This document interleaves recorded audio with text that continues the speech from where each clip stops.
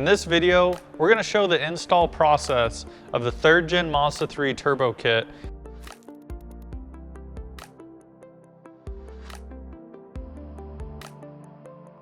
So this car is our street test mule that we've been driving on the street for upwards of 10,000 miles now with the Turbo Kit installed. This has allowed us to do a lot of street drive testing and tuning, making sure that the car is drivable, fun, easy to drive, so that the result you end up with is something that you can still daily and also take to the track. So that being said, obviously this car had the Turbo Kit on it, and we can't show the video with the Turbo Kit already on it. So we've completely stocked out the car, other than our carbon fiber engine cover, a rear motor mount, an 80mm exhaust system, and coilovers. So all of these components installed on the car currently are going to have no effect on the actual install process of the Turbo Kit. More or less, this shows a 100% stock car getting the Turbo Kit installed. So the goal of this video is not to provide perfect, detailed, step-by-step instructions in the video itself. We actually have written color step-by-step install instructions, what will provide you with that level of detail. The goal of this video is to supplement those written instructions with a visual reference so that you can see in the paper copy or written copy and a video copy of how this process works. Given that this is a pretty involved kit, completely changing the power delivery of the car due to all of these components. So we're going to start with disassembly, and in the disassembly process, we're actually going to work from basically the top down. So we're going to take the hood off, the cowling, we're going to remove our intake system, battery, ECU, location is going to change a little bit. And then we're going to work down the front of the car, remove the bumper, any air dams and whatnot that are in the way of the intercooler system, and then go under the car, take the skid plate out, and finally get to the exhaust manifold itself, which will end up coming out of the opening once we take the cowling off.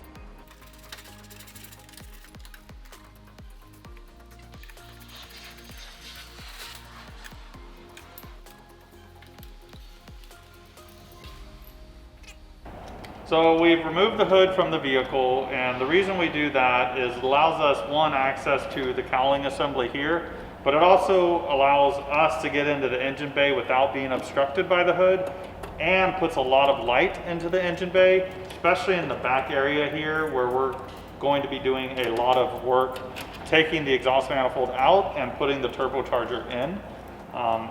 So we suggest always taking the hood off. It's not required, but really useful.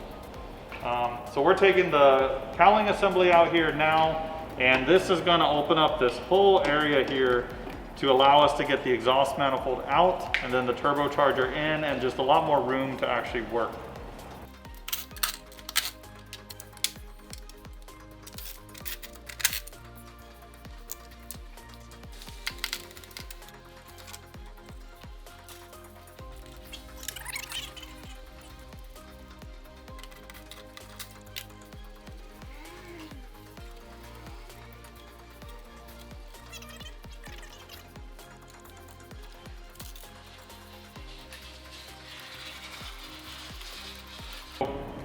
We have the whole cowling out. We're in the process of getting the top side of the exhaust manifold here. So we pulled the O2 sensor out, the brackets holding the O2 sensor, and we're getting the hardware that's holding this upper shield off.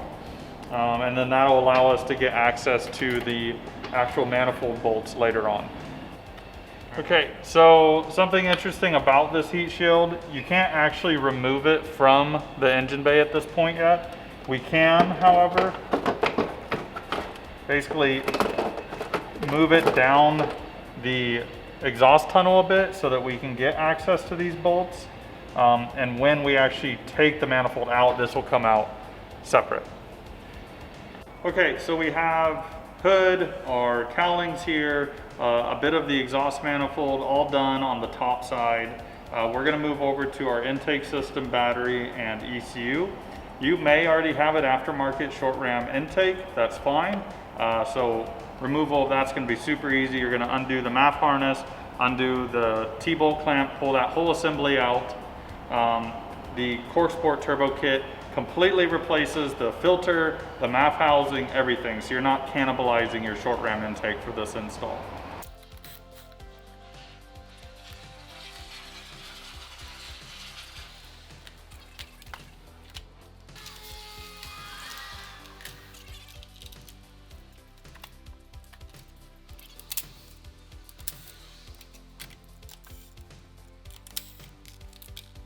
So you'll see this light gray bracket. This bracket actually swings up and over the harness here. And to do that, there's actually a button underneath here that you push, and then you swing this up until it kind of clicks out. And then you can pull the whole harness up and out. So then going to the smaller clip, you'll push on the back side of the handle, rotate it forward away from you, and then lift the whole wiring harness up and out of the ECU.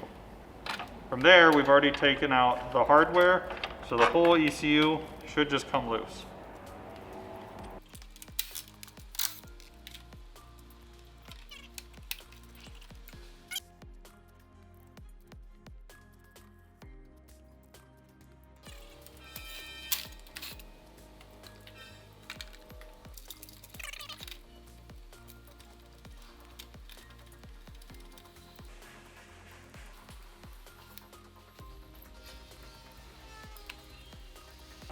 So we're about to remove the front bumper from the vehicle to continue the install process. And a lot of times we like to add some blue tape to our seams, headlight, and whatnot to protect the bumper when it comes on and off the vehicle. This will help protect your wrap or your paint on the bumper so that you don't get any scratches or whatnot, especially on the install process.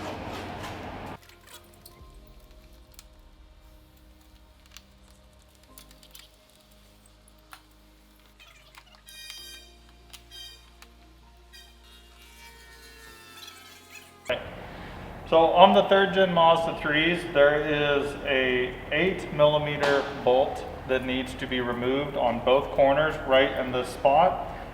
You can muscle it and break the tab that's holding this together. Once you do that, it's done. So we suggest actually pulling the fender liner back, getting up in there with a Phillips screwdriver and removing that screw first. So at this point with the car up in the air, this may not perfectly represent what you'll be doing in your garage, but to show it, this helps us quite a bit. Now, while you're under the car, we're taking the front skid plate off so we can pull the bumper. We're also going to remove the OE skid plate underneath the engine since we're here. Later, we will be installing a CorkSport skid plate, not the OEM one, but more or less the install is the same process.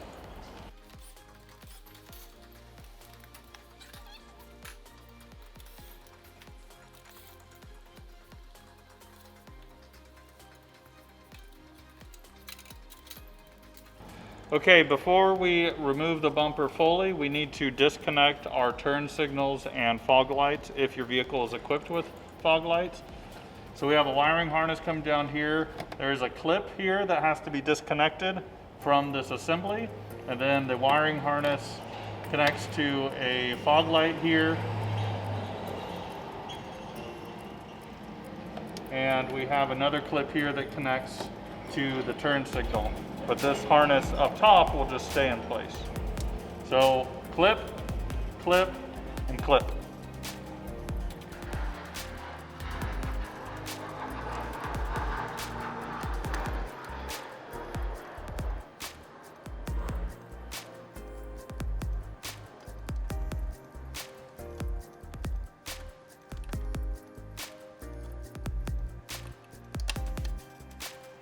Okay, so we're going to remove the actual bumper shell finally. There's a couple things to consider while doing this. So we're going to pull the corner of the bumper out now that we have that bolt removed. There are clips along this edge here that you kind of have to give a little tug to snap out of place. We want to try to do that very straight out to protect the clips. So with this outside edge pulled loose, you're going to want to move into the center Right around here, there's a pretty large clip that you have to kind of pull loose.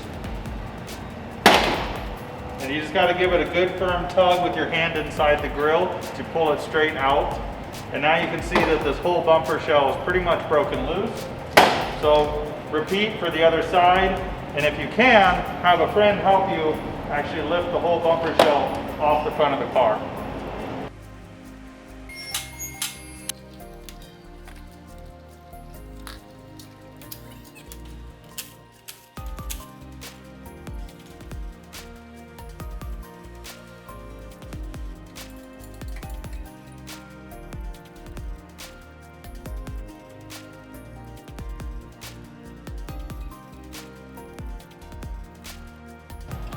So we're going to be moving to the exhaust manifold removal now. So we've disconnected the manifold from the catback, which you can see here. And then we're going to move underneath the exhaust manifold and remove the mounting points from the manifold to the block. There's actually a couple brackets down here that have to get removed completely. And then take apart the heat shield and get to the actual hardware holding the manifold to the cylinder head.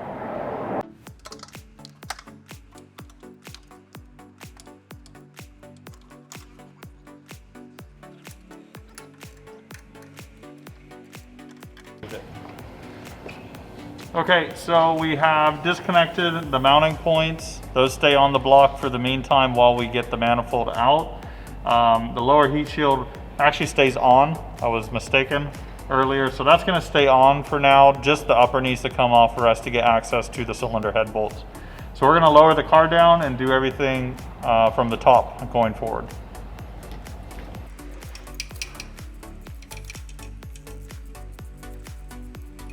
So from the top side, we can get to all 5 of the stud and nuts that are actually holding the manifold to the cylinder head. So with just a deep socket and a ratchet, we can get to all those, break them loose, remove them. We are reusing this hardware, so don't lose it. And then we'll break that loose, pull the manifold back a little bit, get this heat shield out, and then we'll basically snake it up and out of the engine bay. Okay, so everything's loose and removed. We're gonna start doing the removal process. So Daniel's going to push the manifold back off the studs on the cylinder head.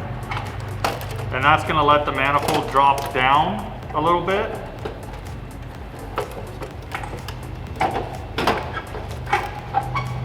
So back about 1.5 to 2 inches. It falls down, and then that gives us the room to actually get this upper heat shield up and out of the engine bay.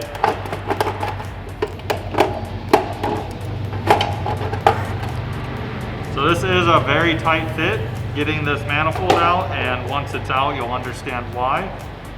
It's a bit of a process of down into the tunnel and then rotating to kind of bring the flange facing up and coming out, and at the same time the connection between the catback and the manifold where that hanger is, that has to be kind of held up so that the hanger does not get caught on the steering rack and the subframe while we're trying to pull the manifold out.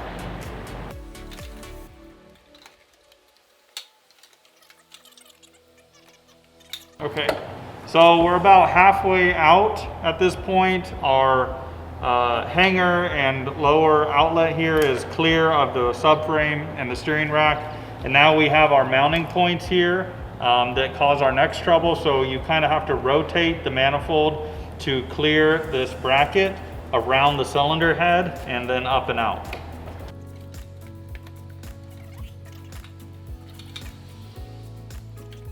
So while doing this, the other mounting bracket on the driver's side towards me is also going to get hung up on the coolant crossover pipe and the cylinder head. So you kind of have to have eyes on both sides of the manifold while doing this process. And then you can see Daniel's hand here.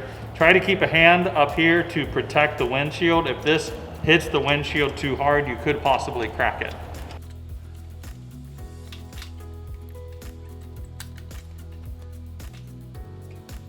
Okay, so not the easiest process, but definitely doable. If you got a buddy with you helping do the install, I highly recommend that, at least for this process and the bumper. So you can see the whole assembly is out now. We have tons of room to work in here with the exhaust manifold, the turbo. We will be adding some ports, some T-fittings to the heater hoses here for the cooling of the turbocharger, which we'll cover later when we actually start installing parts into the vehicle. So we're gonna go back down on the back of the engine here and remove those two mounting points on the back of the engine, because we do not use those with the turbo kit. They're only gonna be in our way, and then we'll keep on moving forward. So at this point, we have removed all of the major components from the engine except for the oil pan. So here you'll be actually draining the oil from the engine, removing the oil filter, and also draining the coolant. And do that in separate pans so you can actually recycle those fluids later. So removing the pan is a little bit complicated. It is a process. So having the right tools, a spatula, a gasket cleaner, possibly a chisel, some large flat screwdrivers to work around the oil pan and break it loose. We have some really good instructions in the written copy, so please check those out for this process. Because of the process of removing your oil pan and it being sheet metal, oftentimes we found that the pan ends up being warped or bent and cannot be reused, along with also requiring a drain for the turbocharger. So in this kit, we are completely providing a brand new oil pan and the drain fitting that is pre-installed. So all you simply have to do is remove your oil pan from your engine and then set up the provided oil pan with gasket material, have a clean block, and reinstall. So we're trying to make this as simple as possible for you guys. So after you have drained your engine oil and removed all of these 8mm bolts around the entire perimeter, you're gonna wanna use a gasket scraper or thin blade scraper like I have here. And you're gonna want to kind of break into this seal at an angle, not straight on. There are engine components very close to this inside edge here inside the engine, so we want to avoid actually damaging those. So coming in at a slight edge, you're going to want to press this into there and work your way in, and eventually you can actually get this thin blade scraper to cover this hole, and then use this hardware through the top, thread it in, and by threading it, it'll actually help push the oil pan down and break it loose. And then you want to do that on the back side of the engine as well. There is actually a pry point for a flathead screwdriver that you can use to help kind of break it loose. And once the pan starts to break, you can grab it and actually kind of walk it all the way off. It's just getting that initial seal break to actually get the oil pan off that's kind of the pain. Okay, so we have now removed all of the major systems from the vehicle. With that, we're going to jump into the actual assembly of components and start doing our install. So as you can see here, we have our turbocharger and exhaust manifold. And the reason for that is we've found that it's actually easier to assemble the exhaust manifold and turbocharger as one unit on the bench, and then take that assembled unit and actually install it into the vehicle versus installing the exhaust manifold and then the turbocharger. So we're gonna demonstrate that here. Just as an FYI, what we're gonna demonstrate is how to assemble everything, more as a mock-up. The turbocharger that actually came off the vehicle is already assembled and ready to go back on, so we're gonna use that through the rest of the install process. But to show you guys how to take all of these components, get it together on the turbocharger, and then onto the exhaust manifold. So the components not used in the assembly of the exhaust manifold and turbocharger before we get it into the vehicle are the spring package, both our oil feed and oil drain line, our compressor outlet, gasket, and its hardware, the block side oil feed fittings, and the downpipe gasket, along with some of your hardware here. So we just need to keep 4 of our crimp nuts and 4 of our serrated washers. So we're gonna set all these components off to the side, and then we're gonna proceed with actually assembling all of these components onto the turbocharger and then getting our exhaust manifold onto the turbocharger. Okay, so we're going to go through and assemble our hardware onto the turbocharger first, and then we'll move to actually attaching the turbocharger to the exhaust manifold. So we're going to take our oil drain, gasket, and hardware. And we'll want to get our gasket and fitting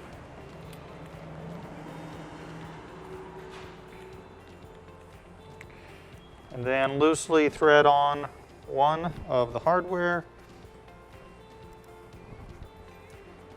then line up our other hardware and get that threaded on.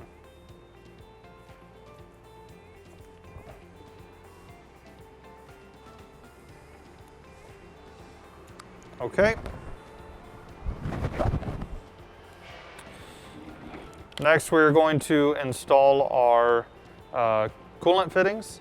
So you have 2 coolant pipes here and then 2 larger banjo bolts, and you'll note that we have crush washers on each of those. So these are actually going to sit over and under. So you want them to basically sandwich the fitting. If you have 2 of them stacked up, then you're going to have a leak, and nobody wants a coolant leak after installing their turbo kit.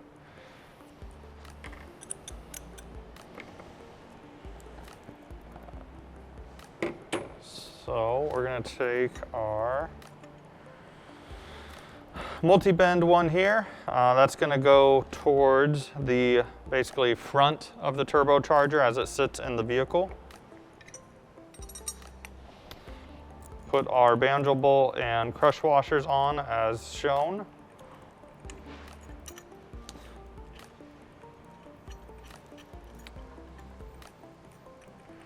Then we want to hand thread that on a bit, leave it loose so that we can get our hardware and bracket mounting point installed.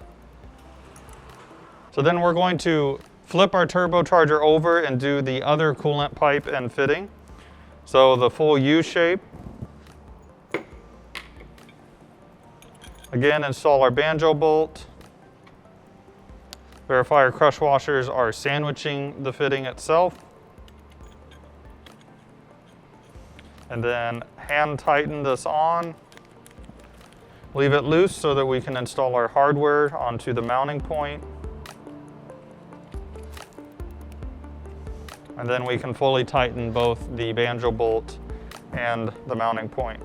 Now lastly, we're going to do our oil feed, and this is actually a multi-part system. So again, we have a banjo bolt with 2 crush washers. So we're going to sandwich this simple banjo bolt fitting, as you can see here.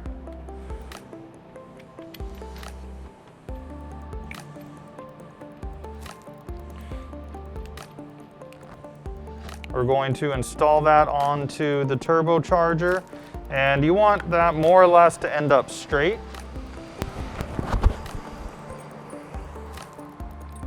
And then we have a 90-degree fitting, and so this loose part, the female fitting here is going to go onto the male fitting of the straight banjo fitting. So we'll want to thread that on, and then we want this to basically angle up just a little bit. So not flat, but angled up just a smidge. And that'll help our oil feed line that comes in here to kind of go up and over the downpipe and give us lots of clearance to the hot downpipe. Okay, we have completed the install of all the hardware, coolant lines, banjo fittings for the turbocharger. For the torque specs, please reference the written install instructions. Those will have the torque spec for each fitting, and it's important that you follow those because the banjo fittings are sensitive to torque spec. If you over tighten them, you could potentially break them, and then you'll need to get replacements. So now we're going to show the assembly of the exhaust manifold and turbocharger. So using the provided gasket, there's only one way for this gasket to fit. So make sure it fits over all 4 studs. Take your exhaust manifold, and slide it over the studs. And then using the provided serrated washers, place one over each stud. There may be one or two studs that you need to actually lift the exhaust manifold up a little bit to gain the clearance you need. And then lastly, we're going to install our hardware. As I said before, these are just plain nuts. In your kit, you will have flanged crimp nuts for a more positive retention. So then each of those we'll want to install onto the studs and leave them a little bit loose because you may, like I said, need to lift the manifold up a little bit to gain the clearance you need to get the nut down over the stud. So with those installed, again, reference your written install instructions to get the torque spec for these, get these torqued down, and now your turbocharger is ready to be installed in the vehicle. So before installing your assembled turbocharger and manifold, check the exhaust gasket that was on the vehicle. Usually they're fine. They are an MLS gasket. They're pretty durable. We've reused our OE gasket multiple times without issue. But if you do find some damage, a tear or a crease or something, we suggest getting a new gasket. So just be sure to check that before installing. So we're going to take our NPT to MPT adapter, thread that into our T fitting. We're going to take our NPT to AN adapter and thread that into our T fitting. And this is going to end up threading into the engine block. And then once this is in the engine block, we're going to position it correctly and then reinstall our pressure sensor. And this will result in us getting oil feed in, pressure sensor is reading correctly as it should, and an oil feed source for our turbocharger. So with that, we have our unit that we actually pulled off the car. We've cleaned it up so you can see our thread sealants in all the critical locations. And this will actually end up back on the car. And then after that process, we are going to take our two coolant T-fittings and cut into our heater core hoses, add these into it, and these are going to be our coolant sources for the turbocharger. Then we can finally install our exhaust manifold and turbocharger assembly.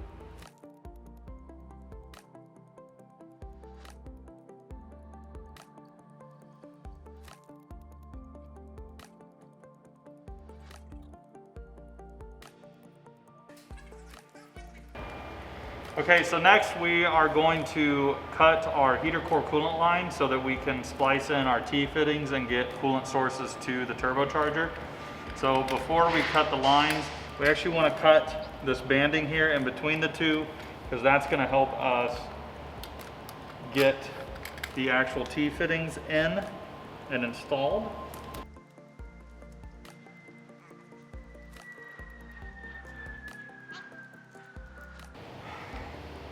So next we're actually going to mark our locations, and you'll notice that there's a straight section here and then a straight section here.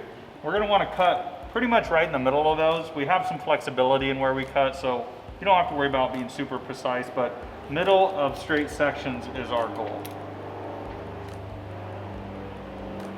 I'm going to just make my marks.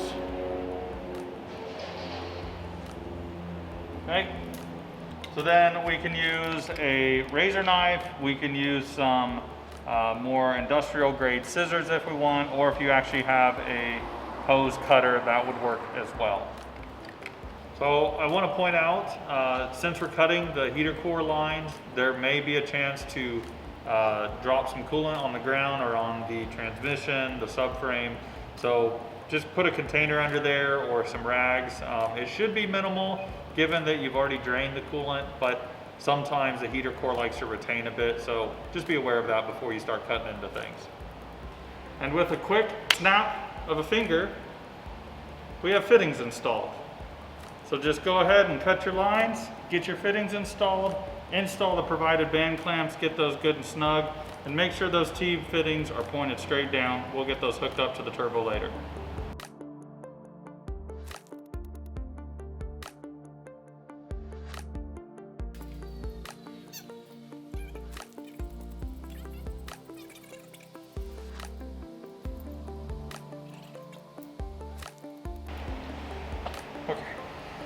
Okay, so in your kit, you're gonna have some medium size, like 10 millimeter silicone hose.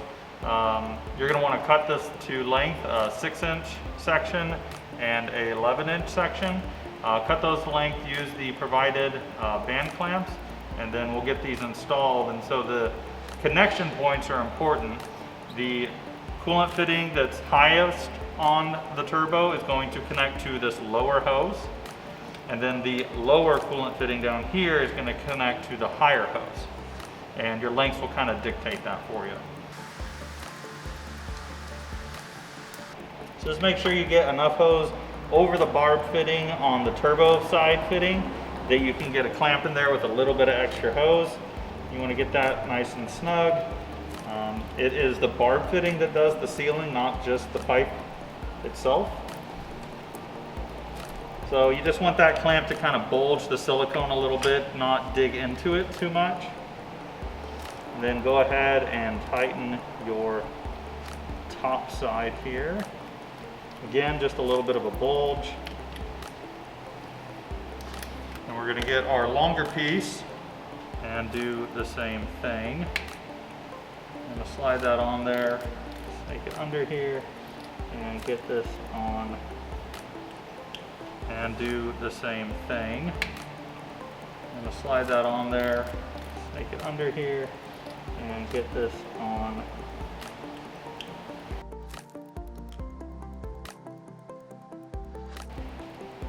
Again, just a little bit of a bulge. And then this lower connection here, just make sure you got enough hose that it's over the bead on the pipe, and you can get.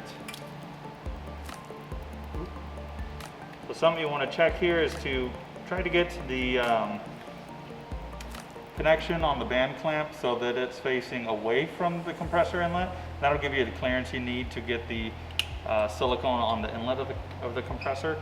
Okay, so we got all our connections here. Just go through and just check them, make sure everything's tight.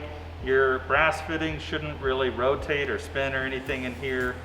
Just make sure nothing's really rubbing on each other. These band clamps, you don't want them rubbing on other components because they will eventually wear through and then you'll have a leak. So we don't want to have that happen. But looks like we're good. So we're going to go ahead and work on our oil drain and our downpipe and our oil feed for the turbocharger, and then the turbo will be pretty well set.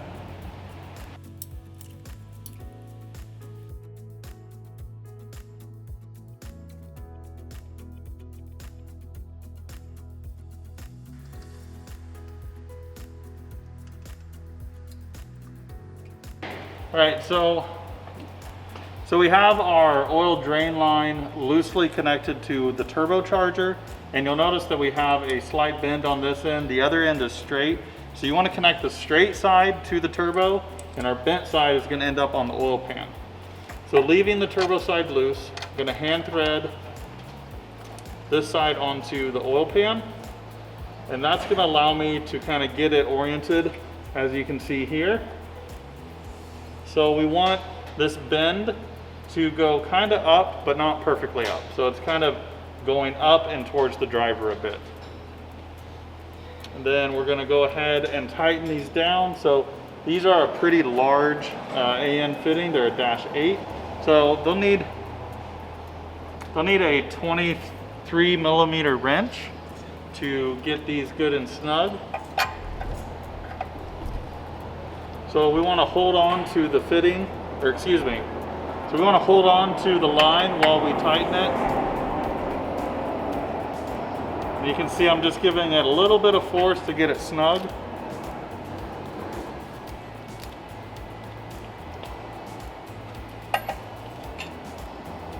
And we'll do the same thing for the turbo side. Just kind of want to hold the line because we want to try to minimize the line itself rotating as we tighten the fitting down. All right, so we're threading the downpipe in and into the engine bay here. So make sure you install your turbine outlet gasket or the downpipe gasket first. You don't want to go through all this work and then forget that you put the gasket in. So just thread that over the studs and then the downpipe over the studs. And then just start installing your serrated washers and your crimp nuts. Okay, so we have all the bottom hardware installed. So we're gonna actually lower the car down, get the top hardware installed and the oil feed line installed. And then we'll come back down here, get our downpipe hooked up to the exhaust and do some other housekeeping to get some parts installed.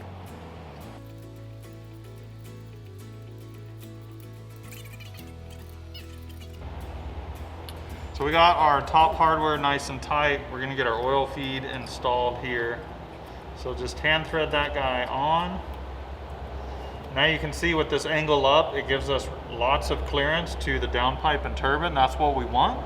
Lots of air gap here to separate a high heat source from our oil feed braided line. These can handle some heat, but let's not test fate.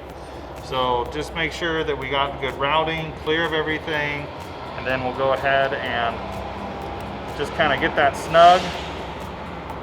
So hand tight plus 1/8 to 1/4 turn and you're good. So now we're going to raise the car back up, go underneath and get the rest of the downpipe tightened up and keep buttoning up the car. All right, so Daniel's tightening up the bottom of the downpipe studs. I'm gonna get this buttoned up, and in your kit we provide a new crushable gasket, and we provide this because the crush works really nice and it'll handle the high heat that we see from these high compression turbocharged engines. So go ahead and pull this out, use this in your connection between the downpipe and your catback. This will work with the 80 mil and the 60.5 exhaust, so either one you have is going to be just fine. And then we're going to keep working on our intercooler and piping setup.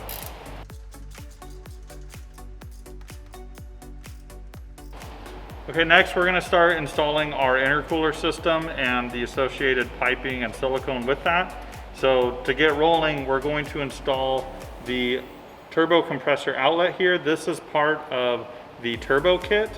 So we have a gasket, our black pipe here, and then a couple pieces of hardware. So I'm gonna go ahead and, without any hardware gasket, test fit this up and on the turbo to verify clearance. So trying to get my bolt holes lined up, I'm noticing that I can't quite get to it because I have some interference, and as we thought may be possible earlier, our oil drain line is actually interfering. So this is an example of something that we'll need to take care of and something you need to be cautious of, because if this rubs on anything, this braiding could fail. We don't want that to happen.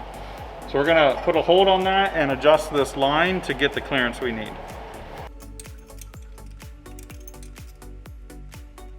Okay, so we adjusted our line. We loosened both the turbo side and the oil pan side. I actually rotated the oil pan side more to passenger, so this bend is a bit more vertical. So then test fitting our compressor outlet. You can see that we have about a 1/2 inch or so of clearance now, which is great. These two components move together with the engine, so they're not moving separately from each other. So we got tons of clearance, we look really good, we can move forward with the install. So this is a bit tight in here, so you might end up using a shorter wrench. Getting a torque wrench in here can be a little tough. You just want to get these good and snug. The gasket that is included with the kit crushes pretty good. We've never had a sealing issue with it, so just get that good and snug and we'll keep moving forward.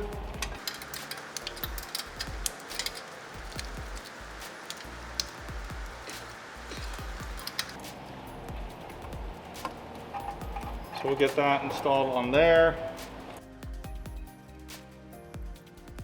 And we're just gonna leave this loose for now. The next step is to mount up our intercooler pipe, which is actually gonna sit in between the frame rail and the oil pan. So we got a couple brackets to put together for that. We'll change the angle here so you can see that going forward. All right, so we're up at the front of the engine here with the AC. We're gonna remove these two lower bolts holding the AC in place.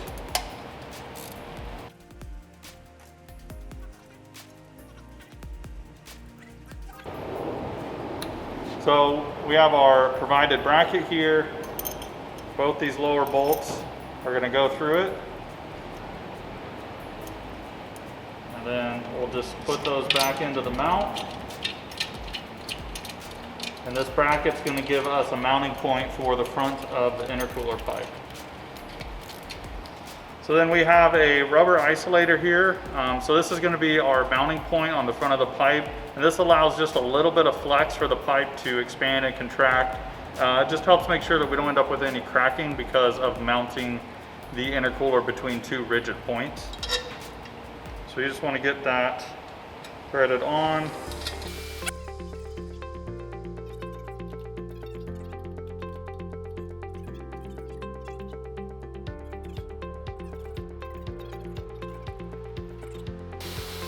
Now what I'm undoing here is the half shaft coupling bracket, so this lower mounting point.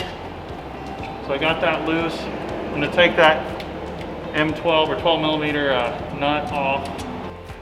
And then we have a mounting bracket here, so this larger hole is going to go over that stud. We'll tighten this back down.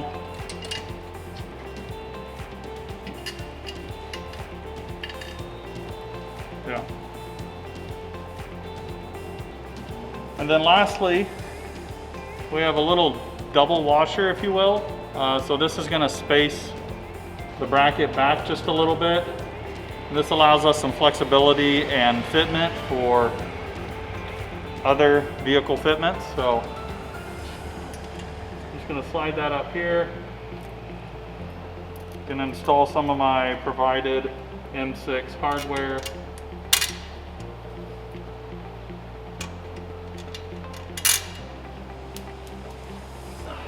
And right now I'm still leaving everything loose. Just trying to get everything kind of in its position. And then we will do some adjustments to get everything to sit nice and happy.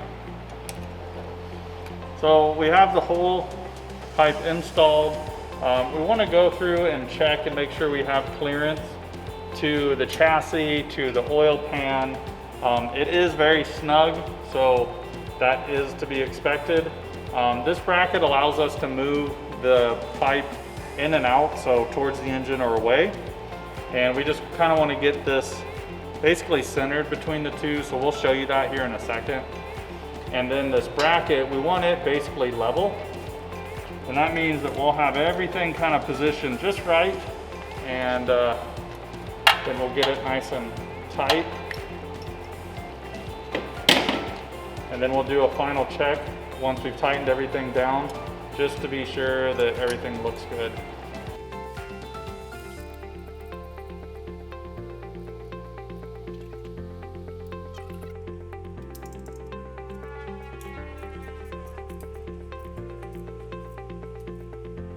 So I have everything tight for the mounting of the pipe, and you can see we still have just a little bit of flexibility, and that's what we want, to be able to move it around, nothing contacts, and that's going to help this pipe live a long life and not worry about cracking due to too hard, rigid mounts. And here, if we look right here, you can see that we got some clearance against the oil pan and some clearance against the frame. All right, so we're going to keep moving along the intercooler system. So we have our silicone coupler that connects our hot pipe to our intercooler, and we have a 7163 T-bolt clamp. So I'm going to put my clamp onto my pipe first so that I can route this through the chassis and core support. So I just want to, well, let me go back a little bit. So you'll see there's actually two sides. One side has a hump on it. So this hump is going to go to the intercooler piping side, and this actually acts as a small flex joint for the silicone coupler.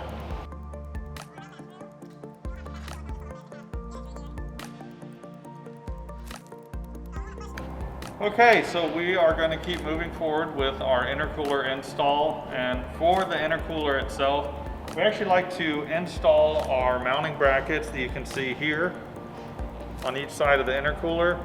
We loosely put these onto the intercooler first, and then we can take the whole intercooler and put it up on the car. Before we do that, we're going to remove a couple core support bolts here up front.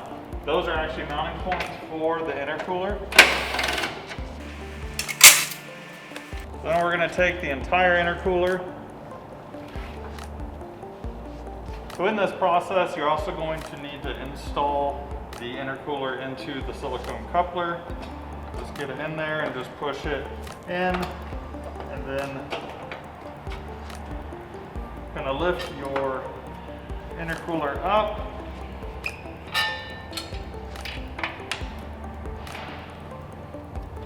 And get that core support bolt installed, and that'll hold the weight of the intercooler.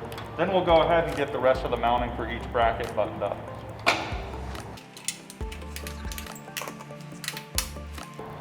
So I'm taking my provided hardware, basically getting these holes lined up, and I actually have one bolt sticking out so it kind of anchors everything, and then I'll go ahead and thread my nut on there.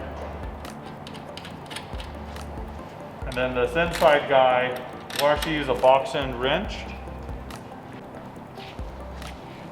So I'm going to use a box end wrench and place the nut in the box end to hold it in place.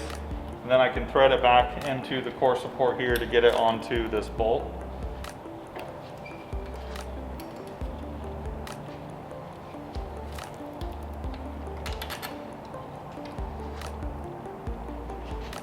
So take the bolt out, you can line up the nut through the hole, and then you can thread in your bolt.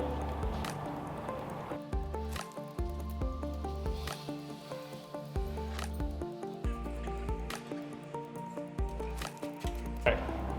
So last thing on the intercooler install, you will notice that this foam structure here on the crash bar, there's going to be a couple contact points. These are fine. The foam just crushes a little bit. We've never had any noise or any issues pop up due to it. So just check that, make sure everything's good, but you should be good to move forward. Next up, we're going to start doing our T-bolt clamps for the silicone coupler on this side. So you're going to use a 7870 T-bolt clamp for the intercooler side of this coupler. And what we like to do is actually unthread the nut on the T-bolt. You're going to actually pull it apart, and then we want our T-bolt to end up with the T-bolt down on underneath the coupler here, and then pointing to the center of the car.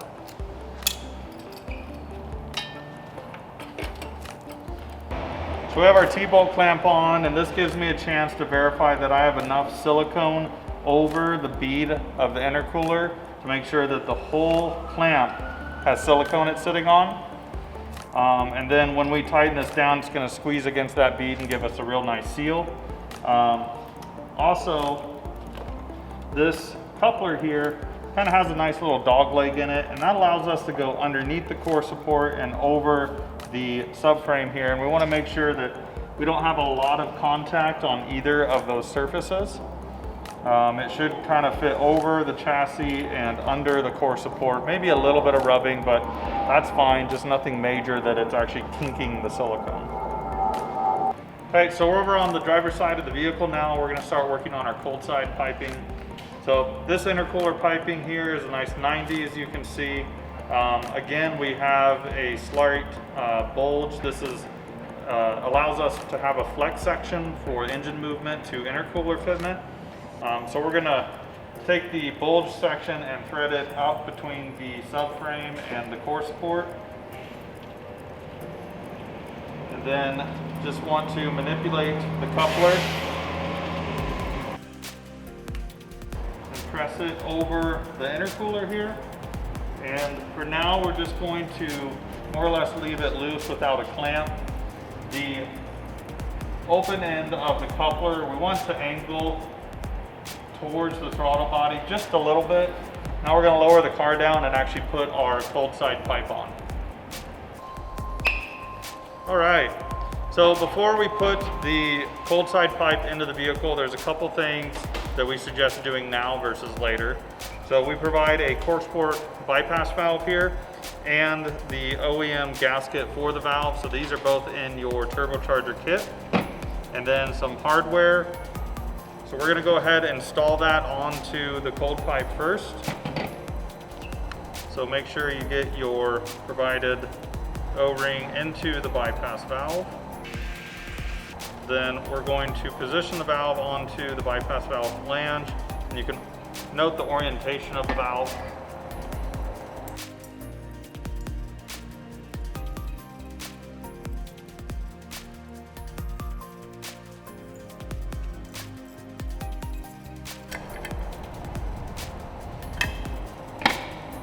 And then one last thing that we want to do here, from your turbo kit, the 1/8 NPT plug that came with the block side oil feeds, we're going to want to use that here to block this NPT port. Currently this port is not used in the system, but this does give you the location and ability to easily add a meth port and methanol injection system to your vehicle if you choose to do so later. We're excited to say we'll be investigating that in the future and kind of seeing what that can add to our power plant.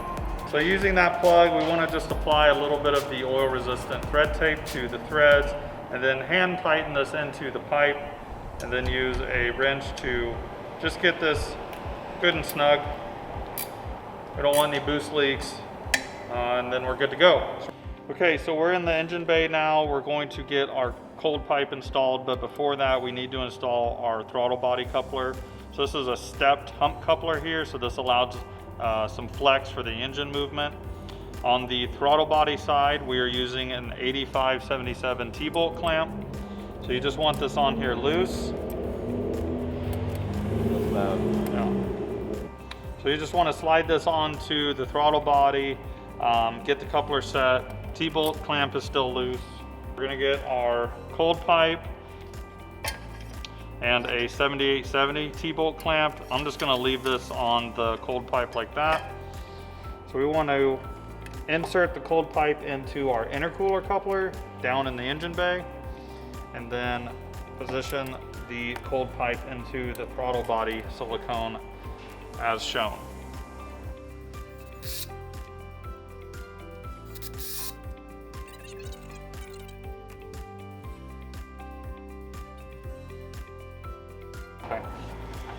Now down on the intercooler side, like the hot side, we want to make sure we have enough overlap here to get a good interface with our T-bolt. I can feel the bead on the intercooler, so I have about 1.5 inches of overlap, so that's good.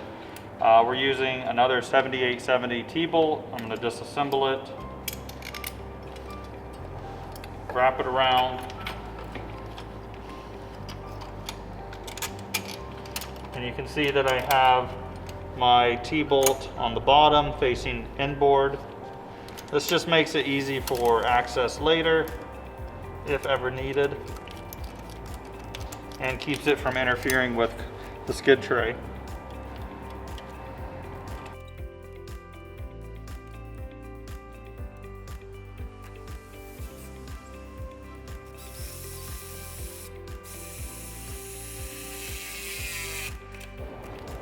Okay, so moving forward, we are going to start disassembling our wiring harness a little bit. Don't be scared by that statement. It's pretty simple, but there is a process to it. So we need to take apart this plastic shield here, split it open, and then we're going to use some tape to basically rewrap this and get it protected, mount our ECU, and get the wires out of our way so we can do some more work in the engine bay here. So we're going to use a couple flatheads, and you'll notice that there are clips all along the seam of this plastic shield. We need to pull those apart and split it, and then there's a couple clips on the back that we'll have to pinch and get the wiring harness out of.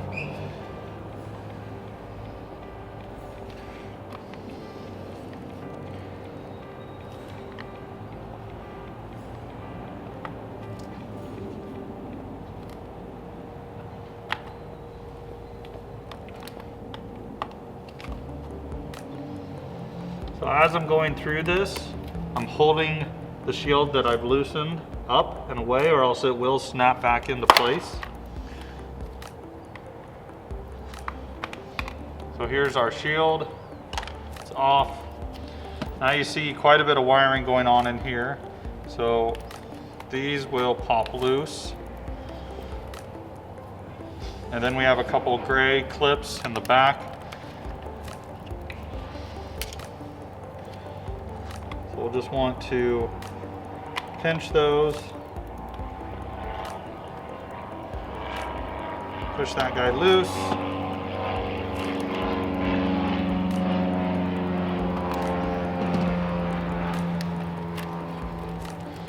Then we can kind of shake everything loose and get the other shield out. Now, this is where we're gonna need to do some basically housekeeping with some tape and get this kind of protected. We'll want to remove both of these gray clips here.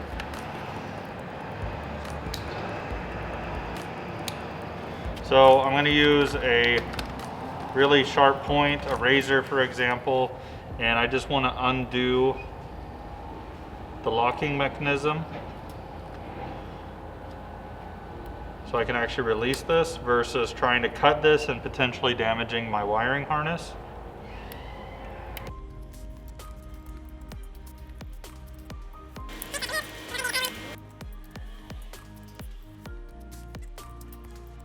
So now our wiring harness is free to get basically cleaned up and wrapped.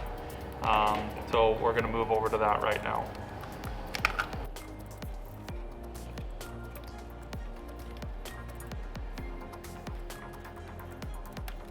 Okay, so one last clip, just need to get rid of that. Don't use those anymore. All right, so let's do some wiring. Okay, so before we get wiring going, we're gonna get the ECU mounted in there so that we know how the wiring wants to sit in the engine bay. And then from there, we can actually get it wrapped up and protected and in the orientation that'll make everything comfortable with the ECU. So we're gonna remove this OEM bracket from the ECU that's not reused.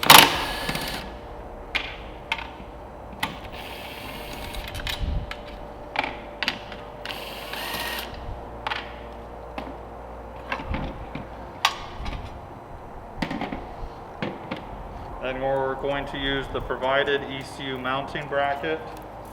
And so the ECU is actually going to face away from us.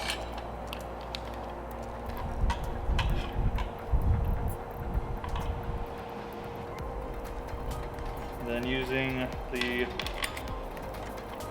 provided hardware, just get this mounted up.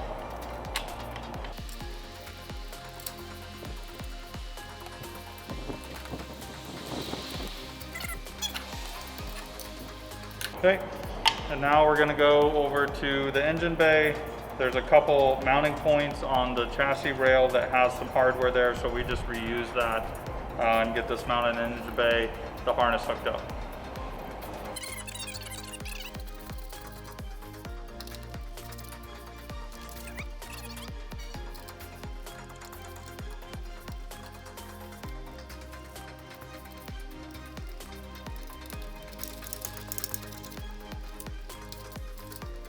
So now our ECU is mounted. I'm just going to check to verify we got good clearance for the shifter assembly, which we do. So with that all in position, we can kind of mock up how our ECU and wiring harness are going to sit. So when we actually press this on, we want this tab and bracket here to be all the way up. This will allow the mechanism to work properly. It'll snap into place and kind of pull the plug down.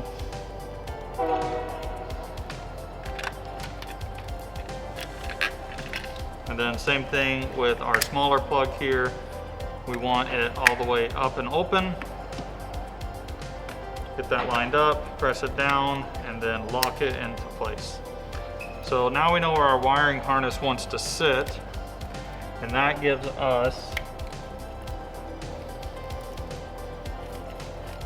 the chance to basically figure out how to wrap all of this and safely locate it in the engine bay.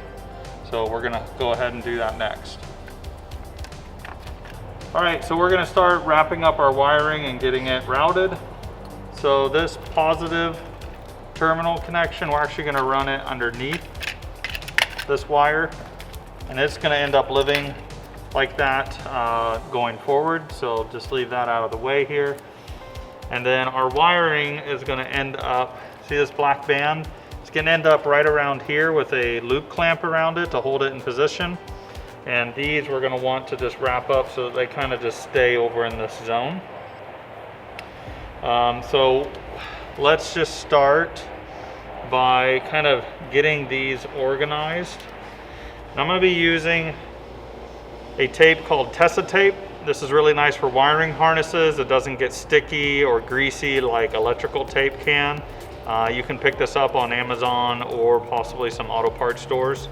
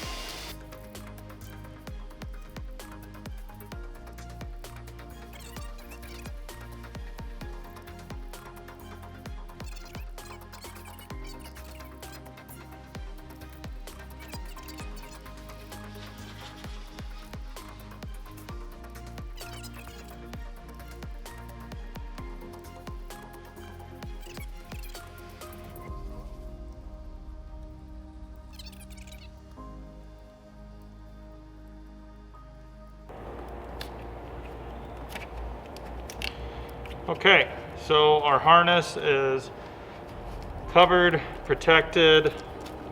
Feel a lot better about having this kind of out and exposed now. I'm gonna get my harness plugged back into my ECU, and then we'll go ahead and fixture this onto the engine and get it kind of stuck in its spot. Okay, so harness is all wrapped up here. We're gonna install our loop clamp and get this bolt out.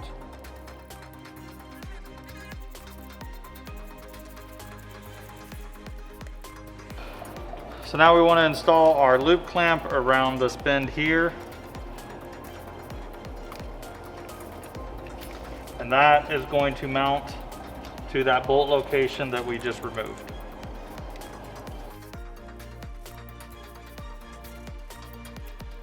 Okay, so harness is secure. Our harness down here is not touching anything of danger. We want to make sure we don't have any wear points. And so this harness is free to come down around the front of the battery. And then this guy will it'll kind of just hang out here. We got a lot of other stuff coming through here that'll keep it in position. So let's keep moving forward. All right, so we're gonna install our compressor inlet silicone and a 9486 T-bolt clamp.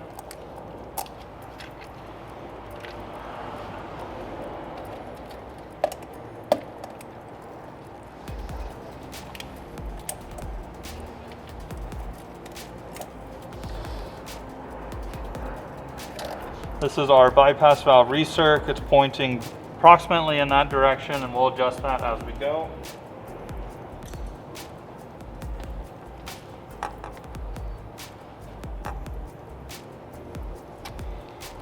Then we have our connection pipe here. So this is for our EBCS and for our valve cover venting or an oil catch can if you have one equipped.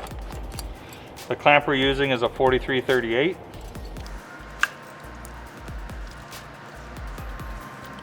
Again, we're just going to leave everything kind of loose as we go through this. You notice the angle of this is kind of pointed towards the engine. So then we have the valve cover breather silicone included with the kit. If you have an oil catch can equipped, this will get replaced by the oil catch can hoses.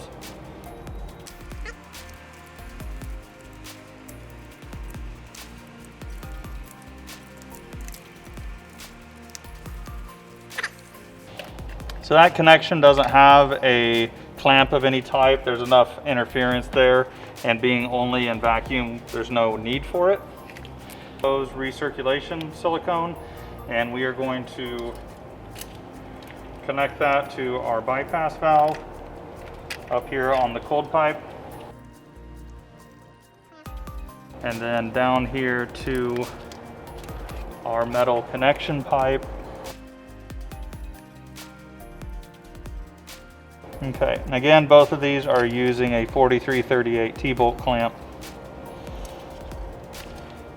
So with everything loose, we kind of want to twist the pipes and silicones to get them into their approximate good location until everything seems happy.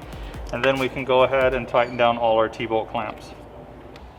Okay, so we're going to button up our plumbing here on the front. So we're going to replace this hose here to give us a boost signal to our EBCS, and then our boost gauge and boost controller. We're going to use some needle nose pliers to get to this band clamp here.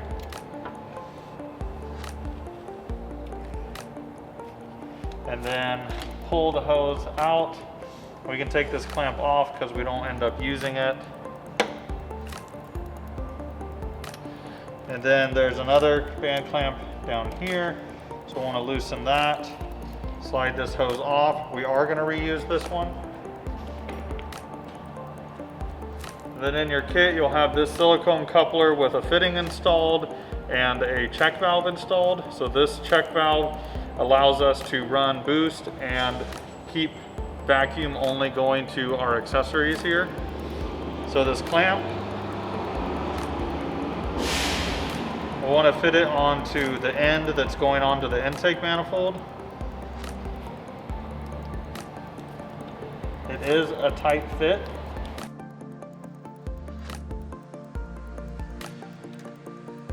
And then the other side, we'll just press onto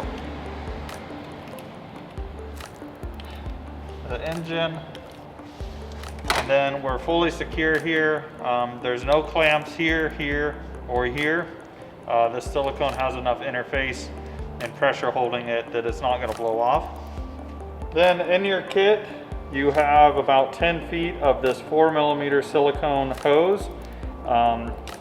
When you're routing this, you want to route this through the engine bay to your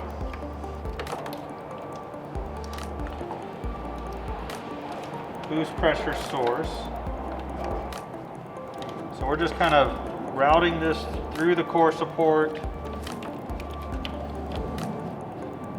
connecting here. I'm just kind of trying to keep this tidy. Just run some length of hose and get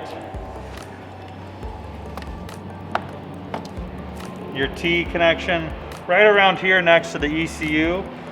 Make a cut there, install your T, have a little section here for our boost signal into the cabin, and then a length of hose that will run up to our bypass valve.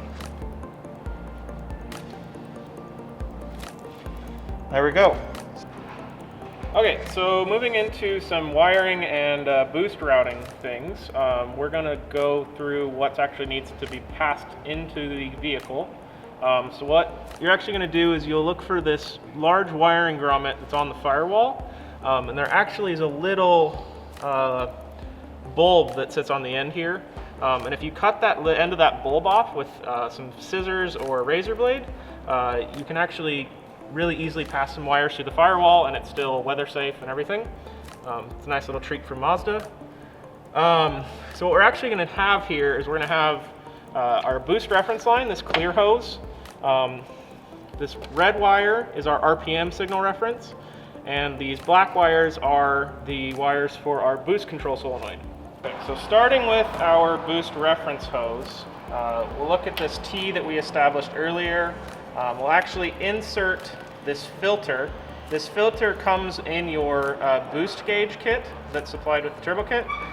Connect that into this T fitting from earlier, and then there's some clear tubing that also comes with the boost gauge kit, and you'll need to run that kind of along the fender well here, and then up into that firewall hole you created earlier. And that gives us a boost signal into the car for both the boost gauge and our boost controller. so we're going to move into the RPM signal for your boost controller. So in each one of your kits, you'll have this little pigtail section that's got a connector on each end and then a length of gray wire. What you're going to do with this is actually connect in between one of your coil packs, and then this gray wire will run inside the vehicle so that your boost controller has an RPM signal. So what we're going to do is actually unplug the rightmost coil pack. There's a little tab on top that you squeeze down and then it comes right off. And plug in our pigtail harness onto the coil pack, and the other end can go onto that wire you just unplugged. Now this is kind of a bend, that's okay. You can kind of tuck it down in here out of the way. And then what we're going to do with this gray wire is actually route it back along these hoses into the firewall in that hole we established earlier.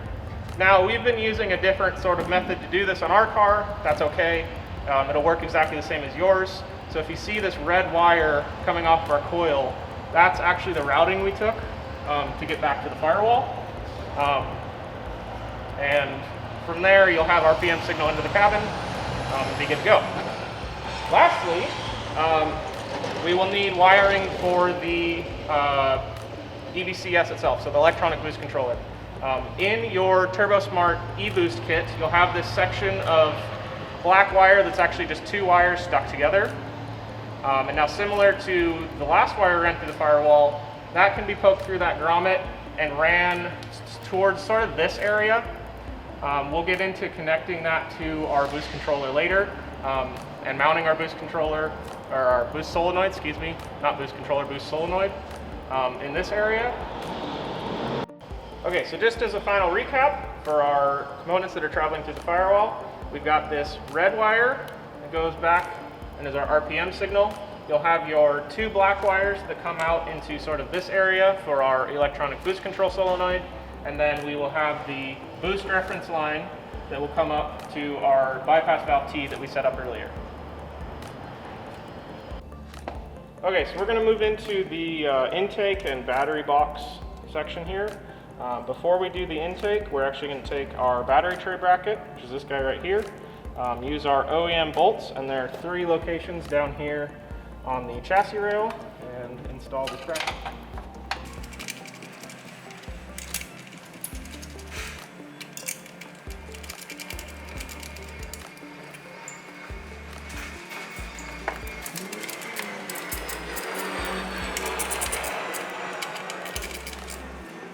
These guys don't need to be ridiculously tight. Just give them a good snug up and they'll be just fine.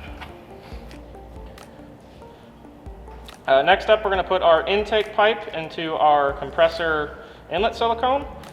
So one thing to note about this, if you're looking at it flat, there's actually a longer section and a shorter section. It's kind of hard to tell, but if you really look at it, you'll be able to tell. What we want to do is actually put the longer section into our compressor silicone, and we are going to also, while we're down there, put a 8694 clamp so we're ready to tighten. One other thing while we're talking about this intake tube is you'll notice there's actually expanded sections on the end. You only really need to insert it into the silicone until right to the edge of this expanded section. Too far and your clamp won't want to tighten down very well.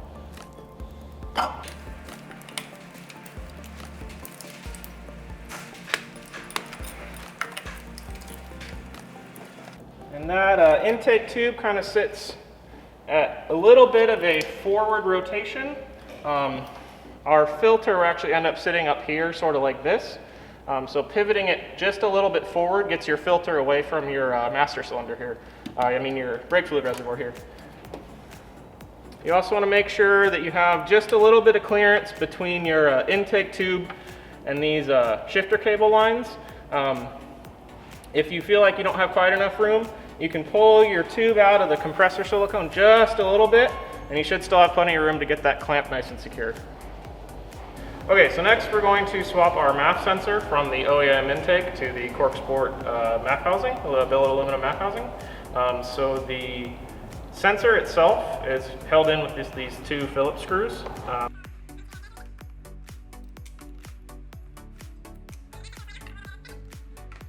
CS MAF housing will come with these two Allen head screws already screwed in. A lot of times you can just hand unscrew those, and if you can't, 3mm Allen wrench will get you there. And what we will do is we'll take our MAF sensor. This only goes one way, so you see if I put it this way, our holes don't line up. But if I rotate it around, now our holes line up. So we're going to take those same two 3mm Allen screws and get those started by hand and finish it off with Allen wrench. These don't have to be very tight, just basically finger tight plus like a little tiny extra to make sure they don't go anywhere. So that's it. Okay, so next up we're going to add our MAF silicone to our intake pipe. So I have a 86-94 clamp on both sides of this guy, and it's symmetrical, so you don't need to worry about top or bottom. And that goes right over our intake pipe.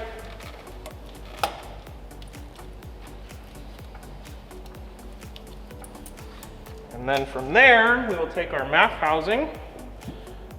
This guy does have a direction, so our airflow arrow needs to point downward. And we recommend having the MAF sensor closer to the shock tower over here.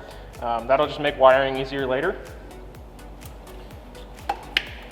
Just like that. And last up, we'll throw our filter on there.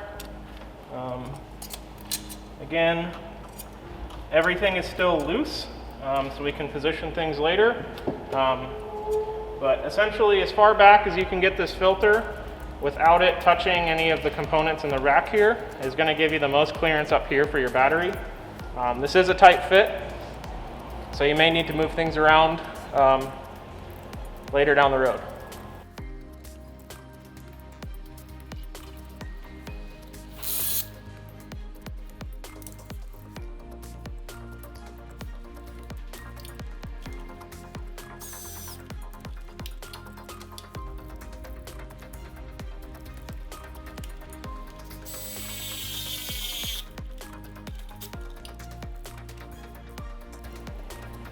Okay, so next up is our battery tray here. So this will actually go on the OEM transmission mount in this location, and then that bracket we installed earlier will actually bolt in these two locations. Okay, so next up, after we got the battery tray installed, we can actually position our battery. So your kit came like this. If you don't have the terminals installed, go ahead and those are just a simple Allen wrench. Once you got those installed, positive goes towards the front of the vehicle, negative goes towards the rear of the vehicle, and it fits in your battery tray pretty easily, just like so. And then from there, what we'll do is we'll actually check our clearance with our terminals. We don't want to hook up the battery yet because we still have some wiring left to do, but for right now we can at least make sure that our positive is going to fit nicely there. So that looks nice and good. And I'll move that off just so we're not connecting the system. And I'll actually grab my negative. This guy's pretty tight on the filter. Sometimes you'll need to do a little bit of modification to the wiring back here to give you a little bit of extra wiggle room. But once you can do that, you should be able to get your negative terminal on the battery like that. And we try to avoid it rubbing on the filter, but this filter has a little bit of movement, especially once the engine's going. So the occasional rubbing on the filter is not going to cause a problem. Like I said, we've had 10,000 miles on this car and have had no problems. So just want to double check that, and then we can move our terminals off and move on to the next step. Okay, so next up, we're going to do our battery tie down. So that looks like this guy. You should have some cushioning tape mounted to the other side already when you get your kit. So what we're going to do is carefully position this down the inboard side of the battery. Be very, very careful that you don't bridge the terminals because that's just a bad time for everybody involved. So carefully work it past the bypass valve hose, and there's two little tabs that those rectangular slots will hook onto.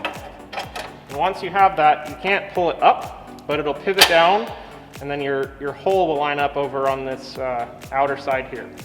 Once you got that, grab your bolt nut and washers, thread it through the hole, and you can get this battery secured.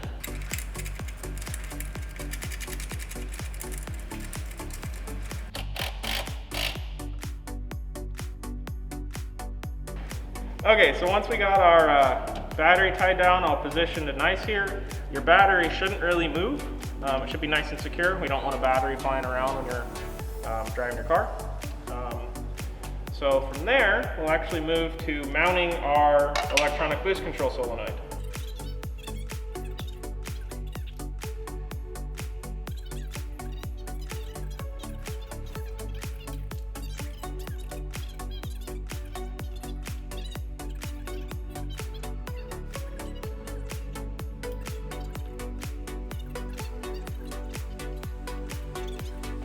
Okay, so we have our EBCS mounted on the engine, and we have 3 ports there that we need to get plumbed up to the turbocharger and the turbo inlet pipe. So before I do that, what is EBCS? Well, that is electronic boost control solenoid. This is a device that controls the boost signal to the wastegate on the turbocharger and thus controlling the boost pressure going to the engine. So it's a very critical component with this turbo kit. So with these 3 ports, you get your 90-degree fittings installed, as you can see here. And then you'll notice that there is a port 1, port 2, and port 3. So each one of those need to go to a specific location. Port 1 will be plumbed to the turbo inlet pipe, and we're using some of our 4mm silicone hose that's in your kit, so you just need to cut that to length. And then port 2 is going to our wastegate, and then port 3 is going to our boost signal. So let's jump underneath the car and see exactly where those are going. All right, so we have our EBCS mounted. We have ran our hose from the EBCS to the turbo inlet pipe, and then ran a couple hoses pretty long down around the turbo inlet pipe and to the wastegate and compressor outlet. So you can see here our silver piece, this is our wastegate. This connects to port number 2 on the EBCS. And then this black elbow here, this is the compressor outlet. This is where we are sourcing our boost signal. This is port number 3 on the EBCS. So just go ahead and connect those lines, make sure they're good and secure, and we're good to go. Okay, so we are going to do spark plugs now. With the turbo kit, we provide a set of new spark plugs. And the reason we provide these is because these are actually a step colder spark plugs. And that's useful to the engine's combustion cycle with the added boost pressure and high compression. So a set of new spark plugs is included with your kit. I am showing used spark plugs. We've already got new ones in there from a few weeks ago, so I'm not gonna go ahead and swap those out, but the process is the same. So I wanna show you how to gap the spark plugs. Since these do not show up to you gapped already. So we have a few tools here. This is a feeler gauge. This is the most accurate way to actually gap your spark plug versus using one of those little round spark plug gappers. Those are not accurate. So with this, we ask that you use a feeler gauge to do your spark plug gapping. And then we have a couple different tools here that we like to use to actually compress the grounding strap down to get our gap that we want. So this tool available online, you thread in your spark plug and then you use this little knob here to press against the grounding strap and then just twist to compress it real slow. You want to be really slow and gentle with this process because trying to bend out that grounding strap is kind of a pain. So compress it a little bit, take it out, and then you'll want to check your gap here. And so with the gap set in the written instructions, you want just a little bit of resistance of that feeler gauge in between the grounding strap and the electrode. So then another tool that we use here at the shop is this guy here. You can find it on Amazon or other places. You set your spark plug down in there. Again, it uses this slide to press on the grounding strap to slowly close that gap. So compress a little bit, take out, check with your feeler gauge. Once you get down to the gap you want, you should have a slight amount of resistance. So go ahead and complete that for all 4 of your spark plugs. Now let's get them in the car.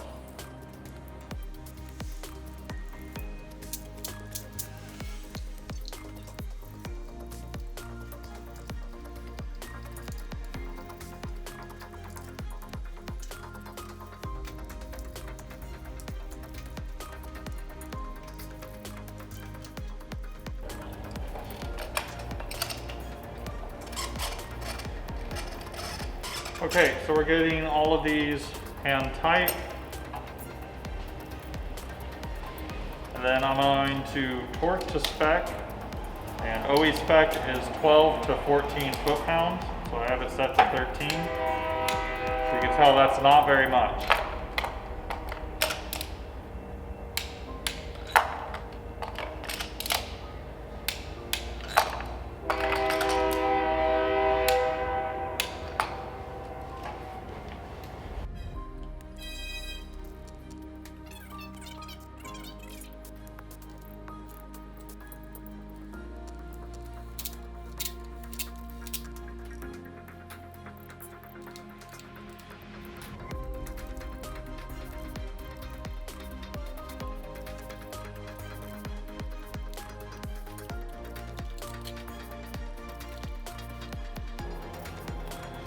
Okay, so we got our heat shield mounting bracket in for the coolant lines, our O2 sensor, and so this lower mounting point here, we're using one of the OE O2 sensor brackets, mounting to that, kind of bending it out to get some clearance, clear of our oil feed line, heat shield.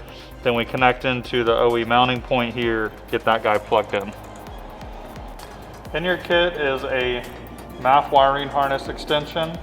This allows us to connect from the front where the MAF usually is to the back where the new MAF is sitting. So we'll just break that apart, get that out straight. We're going to want to thread that along the side of our battery.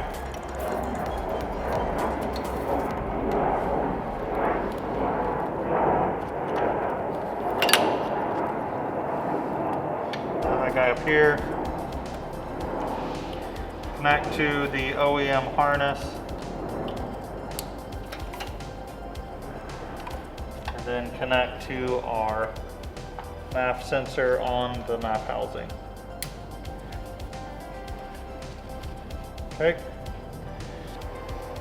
Okay, so we have ran our wiring and boost signals through the firewall, which you just saw. And now I want to talk about the items and a little bit of the routing and whatnot inside the actual cabin. So there's 3 major components in the cabin itself. We have our boost gauge, we have a tacho adapter, which generates a signal that then our boost controller can actually utilize and then control boost with. So once we get through the firewall, there is a couple splices into the fuse panel down here that we use to get signal and power. Then we have some routing underneath the dash here, some routing up to our boost gauge, and so this assembly here, some trimming, the glove box comes out, you can get your wiring up to your boost gauge, get that mounted in a spot that's really easy to see and utilize. And then through the center console here, we have some wiring and plumbing to get over to our boost controller. Now I know I just said a lot of stuff pretty quickly. All of this is going to be pretty well laid out in the written instructions. There is going to be wiring that you have to do, some splices, some connections, some routing.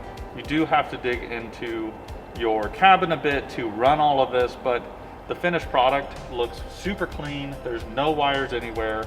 Other than your boost gauge here and your hidden boost controller, nobody would be the wiser. So check those out in the written instructions, and you should be able to get everything buttoned up.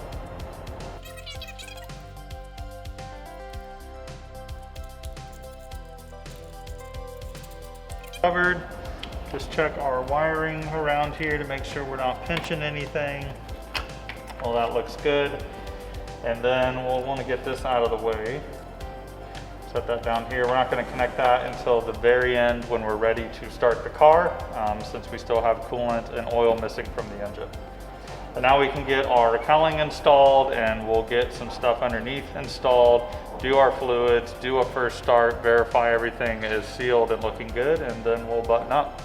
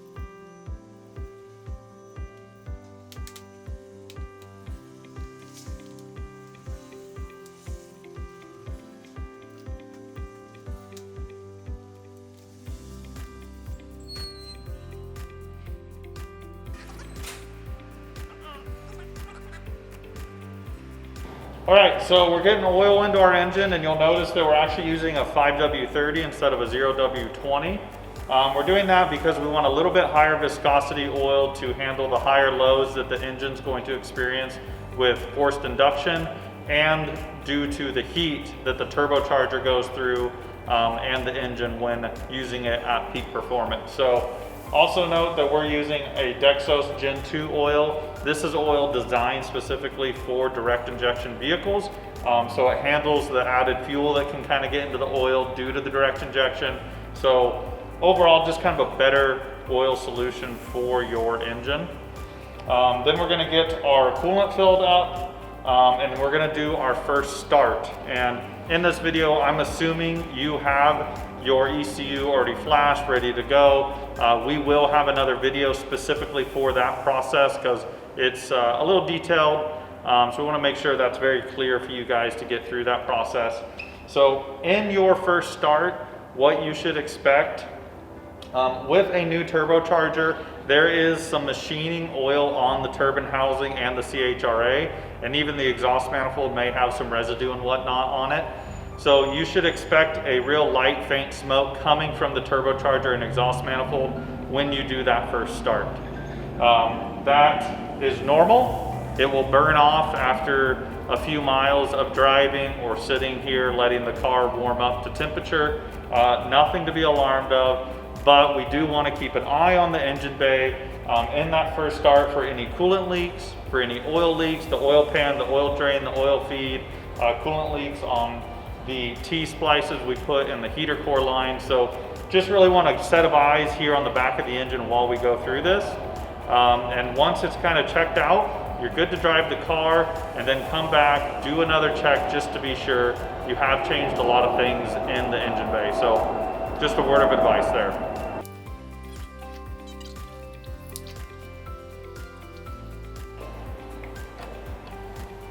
All right, so we got coolant in the car. We're gonna have to burp the system a little bit, which is normal. Getting our negative connection set up here. We just wanna make sure our cable's not rubbing on our filter element. So we still got the car up in the air. We're gonna do our first start. Be able to look under the car, make sure nothing's leaking. And then from there, we can button up the under tray underneath, the hood, and actually do our first drive.